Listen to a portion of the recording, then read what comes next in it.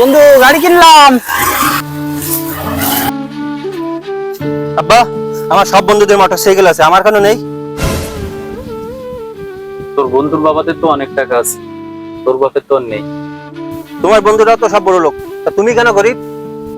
আমি কিছু লোকের উপর ভরসা করিলাম, তাদের জন্য আজকে আমার এই অবস্থা।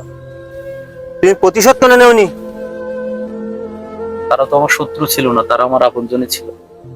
বিশ্বাস আর ভালোবাসা মানুষকে শেষ করে ফেলে, এই জন্য কারোর উপর বেশি আশা করতে নেই। তুইও করবি না, এমনকি নিজের বাপের উপরও না।